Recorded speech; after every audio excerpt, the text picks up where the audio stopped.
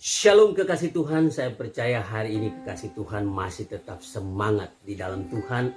Dan saya berdoa agar supaya kekasih Tuhan selalu diberkati Tuhan dengan berkat kekuatan, kesehatan, dan sejahtera, sukacita berlimpah-limpah di dalam kehidupan kekasih Tuhan.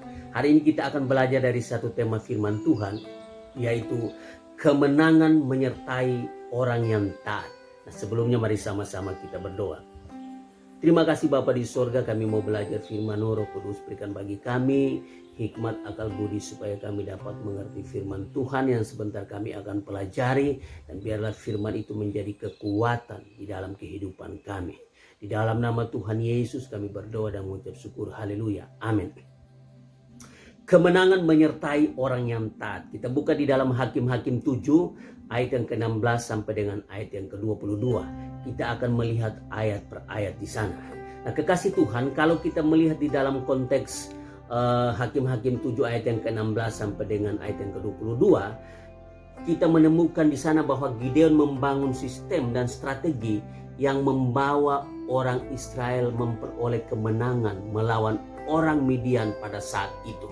Nah, kekasih Tuhan, Gideon itu taat kepada Tuhan dengan membangun sistem dan strategi sesuai dengan apa yang dikatakan Tuhan, bukan apa yang ada di dalam pikiran Gideon, bukan apa maunya Gideon, tetapi dia mengikuti petunjuk dari Tuhan. Apa yang dikatakan Tuhan dilakukan oleh Gideon pada saat itu. Nah, kekasih Tuhan, kita akan melihat bersama-sama strategi apa yang dilakukan Gideon pada saat itu. Kita lihat yang pertama, strategi yang dilakukan Gideon saat itu, yaitu ia melakukan seleksi. Nah, kita lihat di dalam ayat yang ketiga, Hakim-Hakim 7 ayat yang ketiga, demikian firman Tuhan. Maka sekarang serukanlah kepada rakyat itu demikian, siapa yang takut dan gentar biarlah ia pulang, enyalah dari pegunungan Gilead. Lalu pulanglah 22.000 orang dari rakyat itu dan tinggal 10.000 orang. Nah, kekasih Tuhan, dalam ayat yang ketiga sampai dengan ayat yang ke-8, kalau kita lihat di sana, Gideon melakukan seleksi untuk memilih orang-orang yang tepat untuk menghadapi orang Midian pada saat itu. Nah, ini disuruh Tuhan, bukan apa maunya Gideon, tetapi dia melakukan apa yang disuruh Tuhan. Oleh sebab itu pada saat itu Gideon melakukan seleksi terhadap orang-orang Israel. Dia memilih orang-orang yang tepat, yang terbaik untuk melawan orang Midian pada saat itu. Nah, kekasih Tuhan, di dalam cerita Gideon menyeleksi orang-orang Israel pada saat itu untuk melawan orang Midian. Nah, kadang itu terjadi dalam kehidupan kita, kekasih Tuhan. Dalam hidup kita ini mengiring Tuhan, selalu ada saja seleksi-seleksi di dalam kehidupan kita yang dilakukan Tuhan. Nah, mungkin melalui masalah, mungkin melalui pergumulan, mungkin melalui musibah-musibah yang saat ini terjadi, dan lain sebagainya. Kita diseleksi oleh Tuhan melalui semuanya itu. Nah, supaya Tuhan melihat mana yang setia kepada Tuhan, mana yang tidak, mana yang taat kepada Tuhan, mana yang tidak. Nah, melalui semuanya itu, Tuhan menyeleksi kita melalui masalah, pergumulan, musibah-musibah. Itu dipakai Tuhan untuk menyeleksi setiap kita. Apakah kita masih setia, taat kepada Tuhan atau tidak. Nah, kekasih Tuhan, seleksi itu kadang terjadi dalam kehidupan kita dengan sendirinya. Nah, karena itu kekasih Tuhan, kita harus selalu siap sedia kapan saja supaya kita didapati Tuhan tetap setia kepada Tuhan. Kita hidup dalam ketaatan, taat kepada Tuhan, setia kepada Tuhan. Nah, kekasih Tuhan, kita nggak tahu apa yang terjadi dalam hidup kita. Mungkin masalah pergumulan kita berbeda-beda, tetapi melalui semuanya itu, masalah pergumulan, musibah-musibah yang kita hadapi, itu seleksi alami buat kita yang dipakai Tuhan untuk menyeleksi setiap kita. Apakah kita ini masih hidup dalam ketaatan, hidup dalam kesetiaan atau tidak kepada Tuhan. Nah, kekasih Tuhan, mari kita selalu siap sedia kapanpun itu. Kita harus siap sedia kapanpun Tuhan menyeleksi kita. Kita harus siap sedia agar supaya ketika Tuhan menyeleksi kita melalui apapun yang terjadi dalam hidup kita, kita didapati Tuhan tetap setia dan tetap taat kepada Tuhan.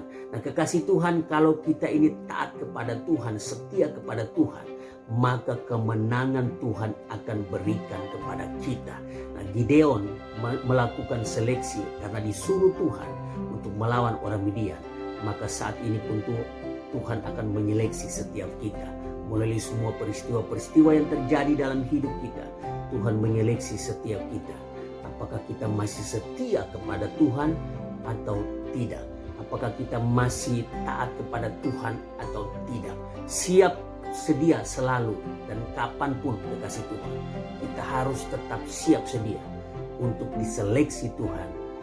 Saya percaya kita akan didapati Tuhan tetap setia dan taat kepada Tuhan.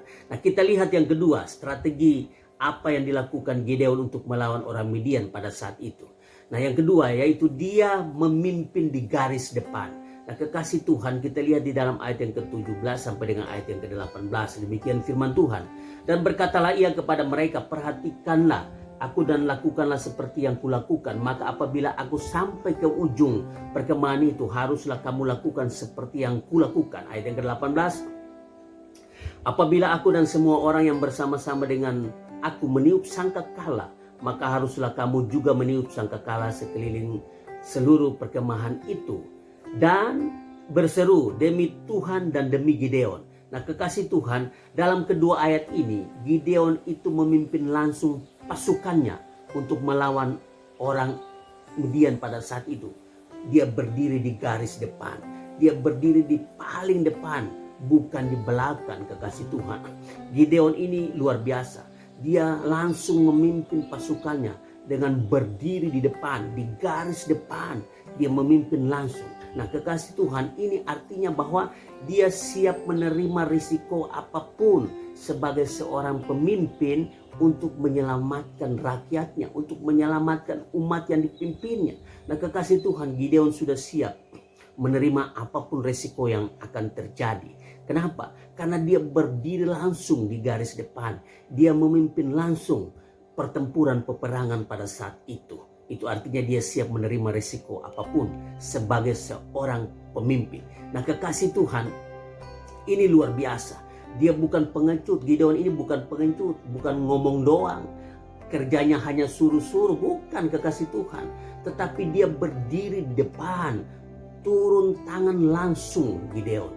Dia bukan nyuruh-nyuruh, dia bukan bekerjanya di belakang, tetapi dia turun tangan langsung memimpin pasukannya, memimpin orang-orang yang dipimpinnya untuk melawan orang Midian pada saat itu. Nah, kekasih Tuhan, ayat ini berbicara tentang keteladanan. Ketika Gideon berdiri di depan, di garis depan, itu artinya dia memberikan teladan sebagai seorang pemimpin.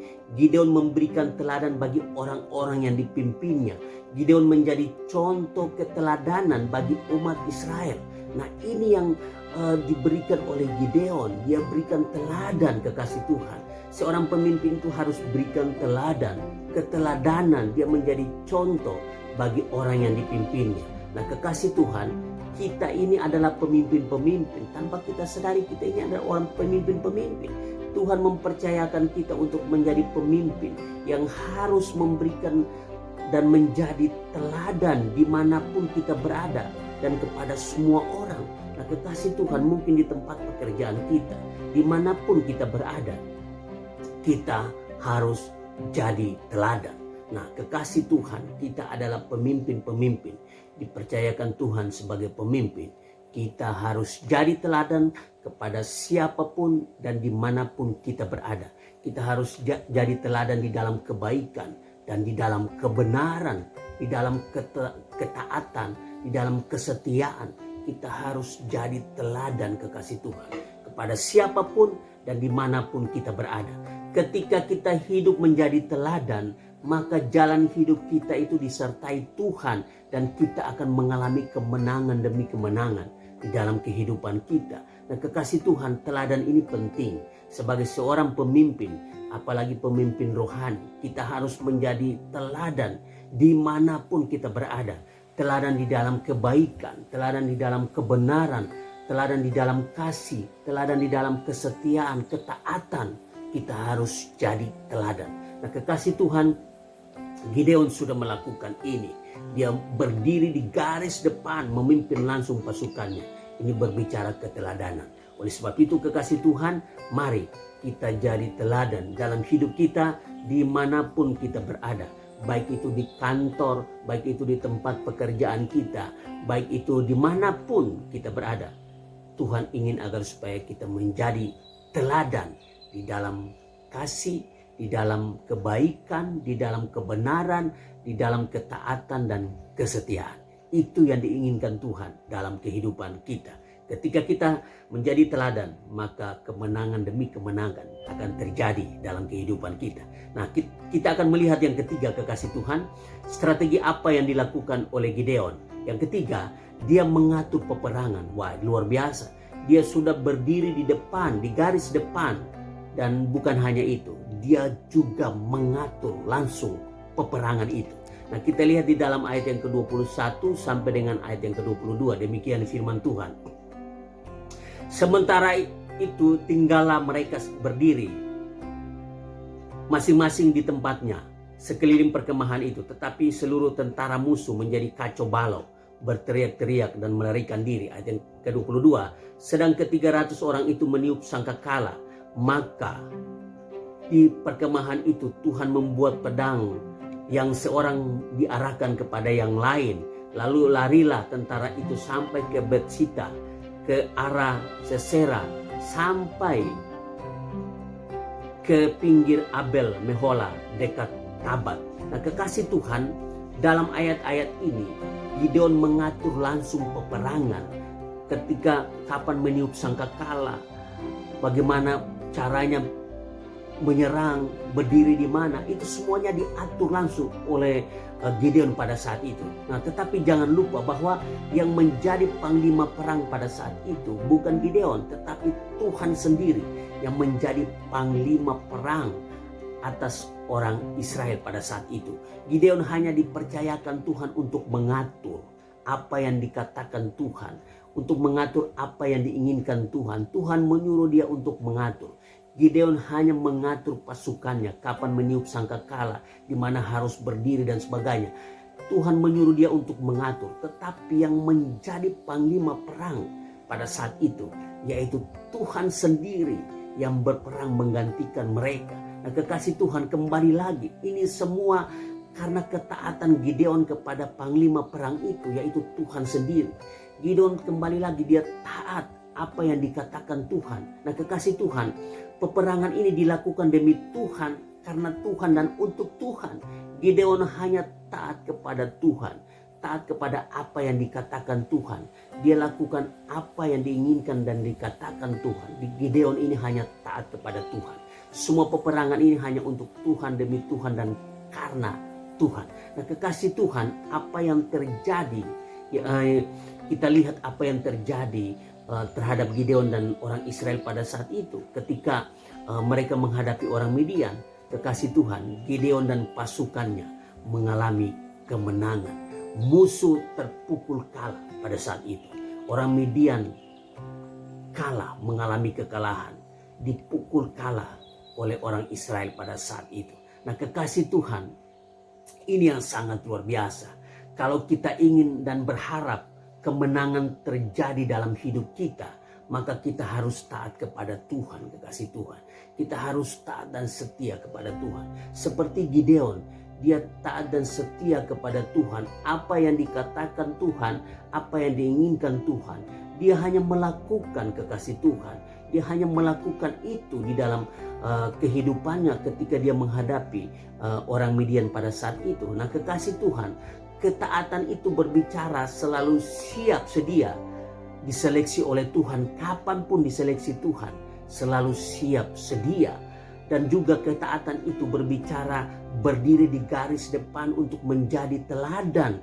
Teladan di dalam ketaatan, kesetiaan, dan mengatur peperangan. Dan ingat, kekasih Tuhan, libatkan Tuhan sebagai panglima perang di dalam kehidupan kita.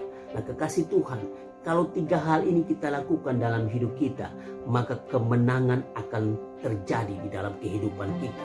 Ketika kita selalu siap sedia kapanpun, kita diseleksi Tuhan, dan kita didapati Tuhan tetap setia taat kepada Tuhan, dan kita berdiri di garis depan menjadi teladan di dalam kebaikan, di dalam kebenaran, kasih, setia, ketaatan. Kalau kita menjadi teladan dan kita libatkan Tuhan sebagai panglima perang di dalam kehidupan kita, maka kekasih Tuhan, kita akan mengalami kemenangan demi kemenangan di dalam pergumulan kita, di dalam masalah-masalah hidup kita, apapun yang kita hadapi dalam hidup kita. Kalau kita ini selalu siap sedia, kita ini selalu tetap taat kepada Tuhan, kita libatkan Tuhan di dalam kehidupan kita, maka kemenangan akan terjadi di dalam kehidupan kita. Kita jadi teladan di dalam ketaatan, kesetiaan, dalam kebenaran, kebaikan. Maka kekasih Tuhan, kita akan mengalami kemenangan seperti yang dialami oleh Gideon ketika dia menghadapi orang Midian pada saat itu. Itu yang dilakukan Gideon, kekasih Tuhan. Dia siap sedia menyeleksi apa yang disuruh Tuhan, dan dia berdiri di garis depan sebagai teladan, menjadi teladan kepada orang yang dipimpinnya, dan dia libatkan panglima perang itu di dalam peperangan pada saat itu. Itu pun juga akan terjadi dalam kehidupan kita. Mari kekasih Tuhan, kita selalu siap sedia kapanpun Tuhan menyeleksi kita, dan kita didapati Tuhan tetap setia kepada Tuhan, tetap taat kepada Tuhan. Kita jadi teladan, dan kita melibatkan panglima perang Tuhan di dalam kehidupan kita. Apapun masalah yang kita hadapi, maka kemenangan akan terjadi di dalam kehidupan kita. Demikian renungan firman Tuhan hari ini. Tuhan Yesus memberkati kita semua.